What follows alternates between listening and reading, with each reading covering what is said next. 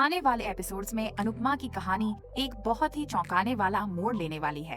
प्रार्थना और अंश, जो अभी अभी माता पिता बनने की खुशी मना रहे हैं, उनकी दुनिया अचानक उजड़ने वाली है। अस्पताल में बच्चे के जन्म के बाद सब कुछ सामान्य लगता है।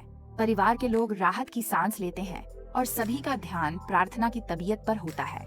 इसी भीड़ और अफरा तफरी का फायदा उठाने की तैयारी पहले से ही गौतम कर चुका होता है। गौतम पूरी तरह शांत और प्लान के साथ अस्पताल में मौजूद रहता है। वह जानता है कि इस वक्त किसी को उस पर शक नहीं होगा।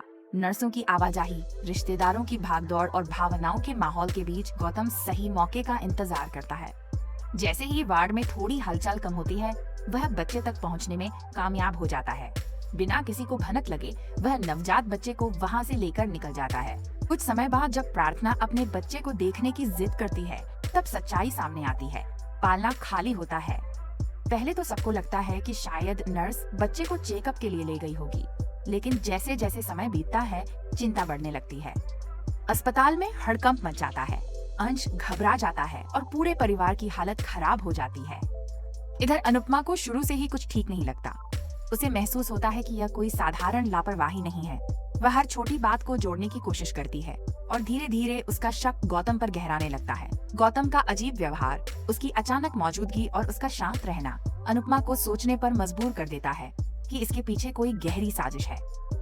दूसरी तरफ गौतम अपने मकसद में सफल होकर खुद को सुरक्षित समझता है।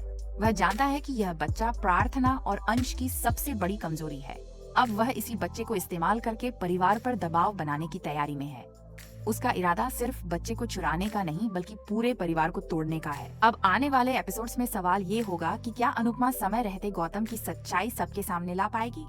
क्या प्रार्थना और अंश को उनका बच्चा वापस मिलेगा? और क्या गौतम की यह साजिश उसके लिए ही सबसे बड़ा खतरा बन जाएगी? इन सवालों के साथ अनुपमा की कहानी एक और इमोशनल और थ्रिल से भरे ट्रैक में आगे बढ़ने वाली है।